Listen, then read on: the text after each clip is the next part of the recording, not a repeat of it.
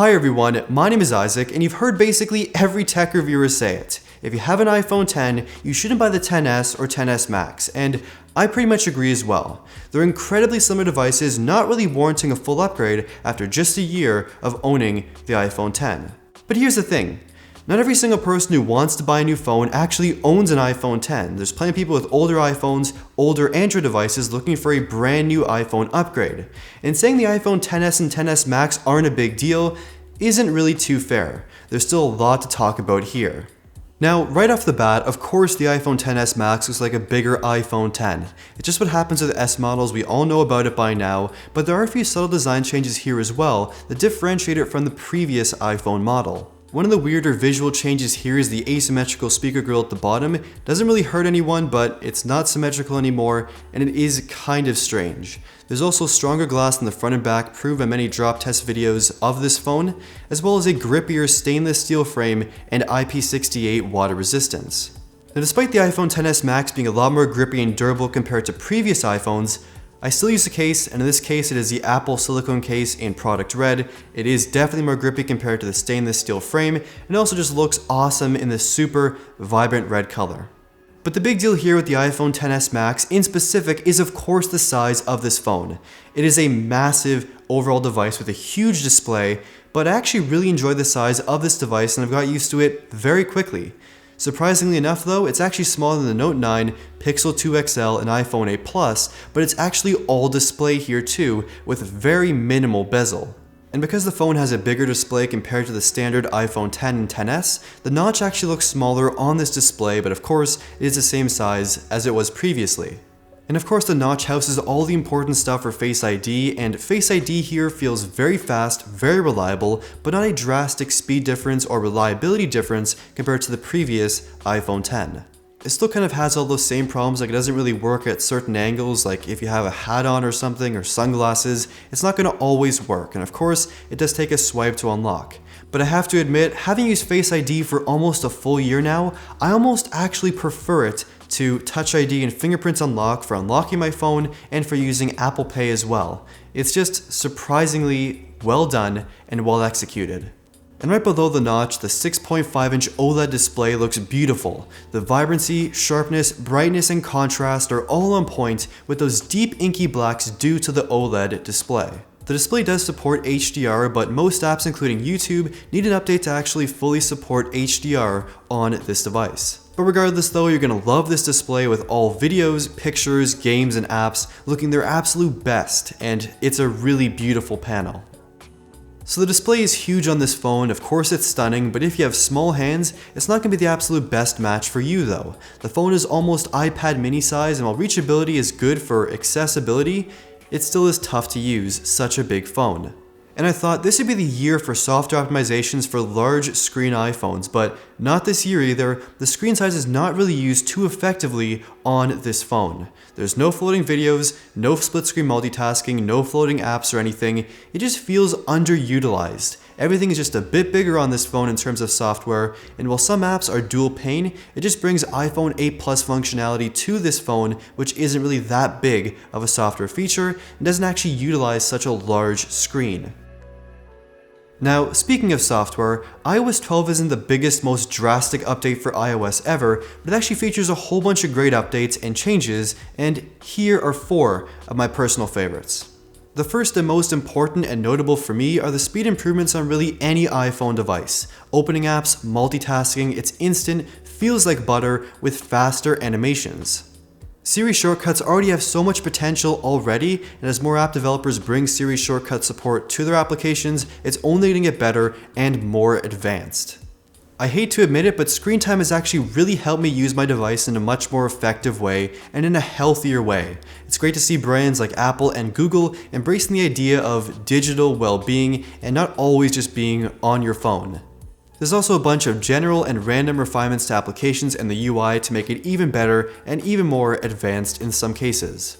So while I do like iOS 12 for sure, I still wish it had some different UI and layout tweaks to make it a bit more different compared to previous versions of iOS, because you gotta admit, the Springboard at this point, it needs a refresh, it needs an overhaul. especially with all those very sleek, very futuristic gestures. iOS could use a completely new coat of paint. Apple didn't really tout too much of a massive speed boost mentioned for the new iPhone compared to the iPhone X, but it just feels so fast. There's no wait time for anything, opening apps, multitasking, gaming, there's no problems here at all for performance whatsoever. This iPhone is going to be 100% fast for many years with the A12 Bionic and now 4GB of RAM up from 3GB of RAM. We're kind of at a point now where basically any new iPhone you buy is just stupid fast in terms of the gestures, the faster animations, the hardware inside. These phones are kind of the kings of speed for day-to-day usage. Now, every single year testing out a brand new iPhone, the thing I look forward to testing out most has to be the camera experience. So, let's go.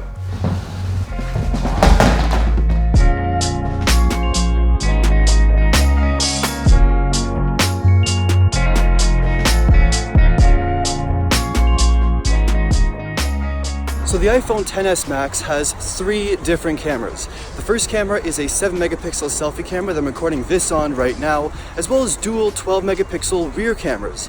One standard and one telephoto, nothing too different. But the picture results are actually quite different on this phone than they are for past iPhone models. So first and foremost, colors are very, very vibrant this year. In some cases, not totally accurate. There's also still the standard warm tone for iPhone pictures and videos. There's also a lot more added sharpness this year, kind of like what they have on Samsung phones for video and pictures. That's not really a bad thing, but you are going to notice the extra sharpness in your shots.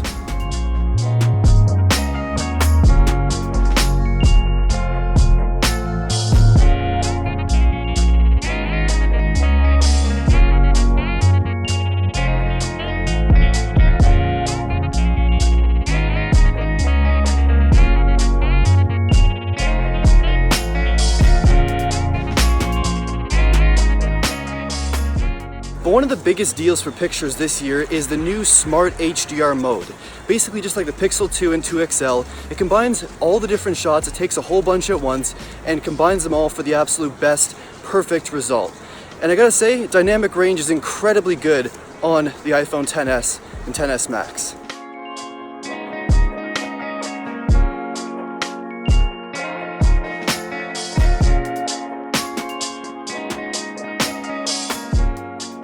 Pictures in low light also turn out quite nice in my opinion.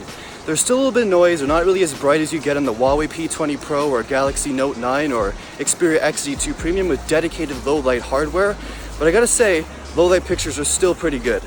Once again, there is portrait mode on this phone and results are really good this year, but with the addition of also being able to adjust the aperture and blur mode after the fact.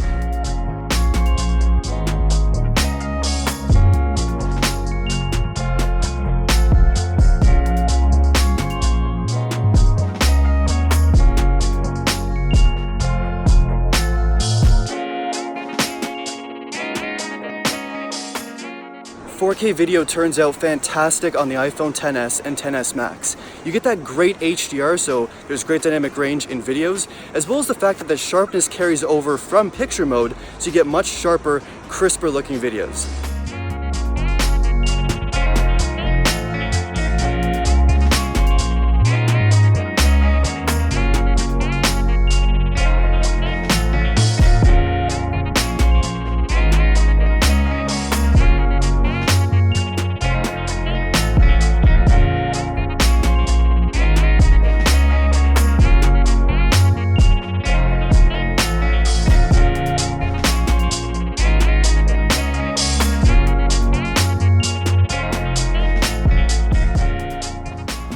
So the camera feels like quite a big upgrade this year in terms of pictures and videos with a whole new look, smart HDR, portrait mode upgrades. The camera experience is pretty great. And of course, keeping me powered is a 3174 milliamp hour battery inside. And for my usage, it's definitely a full guaranteed day of battery life. It's not gonna be anything crazy like a day and a half or 2 days or anything, but a solid guaranteed day. It takes me from about 5:30 a.m. to 11 o'clock at night consistently every single day, and I'm fine with that. But of course, Apple being Apple, you get that standard 5-watt adapter in the box which doesn't actually support fast charging, so the phone takes forever to charge. Thankfully, wireless charging is faster on this phone compared to the iPhone X, but I still wish Apple included some form of fast charger in the box. iPhone fan or iPhone hater? You have to admit, there's still a lot to like about the iPhone XS and XS Max. In my case, more so the XS Max. The phone has a great, well-built and solid design, beautiful display, fast and buttery smooth performance, incredible gestures, as well as an excellent, solid camera experience. iOS could definitely use a fresh coat of paint to take advantage of the full, massive displays on these phones and make the UI much more futuristic and just a little bit different, because the current iOS Springboard is getting a tiny bit stale. There's also no headphone adapter in the box whatsoever for some strange reason. You gotta pay $10 for that. And there's also no fast charger in the box either, which in 2018 is kind of a mandatory thing for smartphones. But you also have to admit, this thing is crazy expensive. There's no debate. It's $1,100 US to start for 64 gigabytes, which is $1,500 Canadian. And for 512 gigabytes of storage, the phone is $1,450 US, which is $2,000 Canadian plus tax. That is a crazy price for a phone. Although we kind of know that very few people are going to buy a phone with that much storage to start with. You can of course use upgrade programs and monthly payment programs to help offset that cost, and it's not going to be just a one-time purchase and that's it, and you lose the phone. It's going to be fast for many years. It's going to be a great overall device. You can also sell your current phone and upgrade to this, and even actually sell this phone after about a year for around 80% of the original cost, as iPhones retain a whole bunch of value in the resale market. But still, it can be very hard to justify the expensive prices of these phones, especially in a world with the iPhone XR coming out very soon, offering almost everything these iPhones do at a more affordable and more reasonable price. But I want to hear your thoughts about these iPhones in the comments down below. Given the various price points for each, which makes the absolute most sense to you for what you actually get out of the phone? Let me know, and thank you for watching.